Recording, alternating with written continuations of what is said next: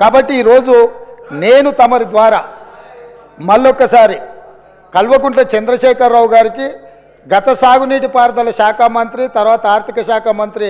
మిత్రుడు హరీష్ రావు గారికి పెద్దలు కడియం శ్రీహరి గారు కూడా గతంలో సాగునీటి పారుదల శాఖ మంత్రిగా చేసిన అనుభవజ్ఞులు తెలంగాణ సమాజంలో వారి పట్ల గౌరవం ఉన్నది వారు నిష్పక్షపాతంగా అక్కడికి వచ్చి విశ్లేషించి తెలంగాణ సమాజానికి అక్కడ ఉన్న పరిస్థితులు మేమేమంటున్నామంటే కాళేశ్వరం మీకు ఏటీఎంగా మారింది మీ ఇంట్లో కనకవర్షం కురిసిందని మేము ఇక్కడ అనదలుచుకోలేదు కాకపోతే అక్కడ ఏదైతే జరిగిందో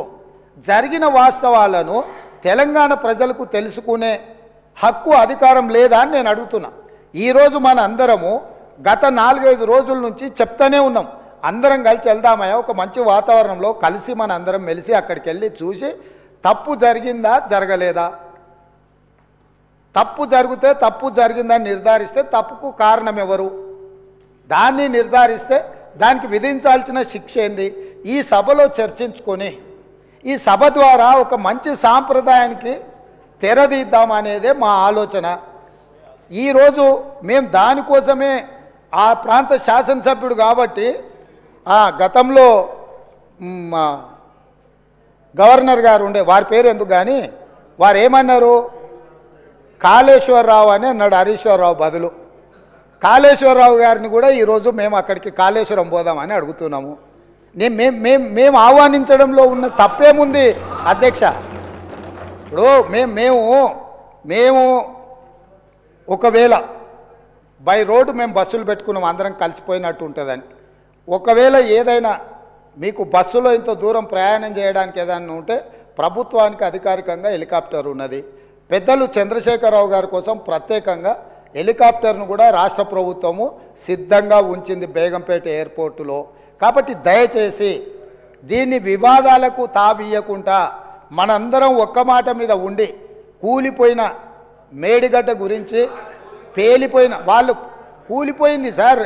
వారు ప్రశాంత్ రెడ్డి గారు ఆర్ఎండ్బి మినిస్టరు వారు ఇట్లా మాట్లాడుడేంది వీళ్ళే బాంబులు పెట్టి పేల్చిందని పోలీస్ స్టేషన్లో కంప్లైంట్ పెట్టిండ్రు బాంబులు పెట్టి పేలిస్తే సింపుల్ లాజిక్ అధ్యక్ష ఏదైనా బాంబులు పెట్టి పేలిస్తే శకలాలు గాల్లోకి ఎగురుతాయి అధ్యక్ష భూమిలోకి పోవు ఇది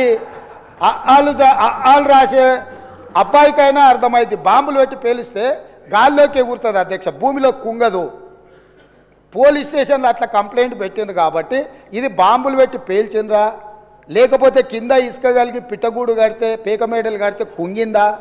ఇవన్నీ కూడా సమాజం తెలుసుకోవాల్సిన అవసరం ఉంది సభ్యులుగా చర్చించే ముందు మనందరం కూడా అక్కడికి వెళ్దాము కాబట్టి దయచేసి సభాపక్ష నాయకుడుగా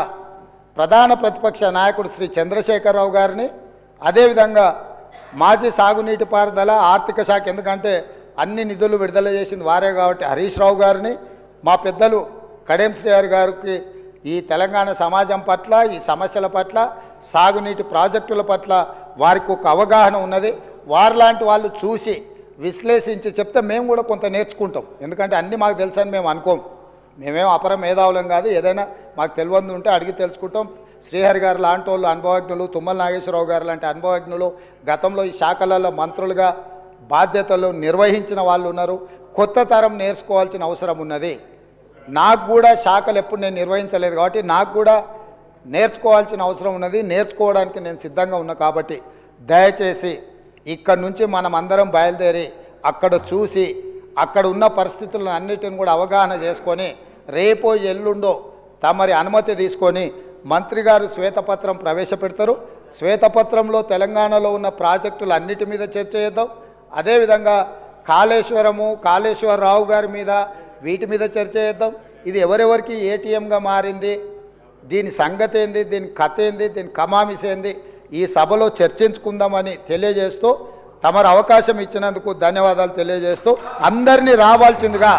ప్రత్యేకంగా అందరినీ రావాల్సిందిగా మళ్ళీ మీరు రేపో ఎల్లుండి అనుమతి ఇచ్చినప్పుడు దీని మీద చర్చ చేయడానికి మీరు అవకాశం ఇవ్వాల్సిందిగా కోరుకుంటున్నాను అధ్యక్ష. The house is urgent to meet again at 10 a.m. tomorrow Wednesday, the 14th February 2024.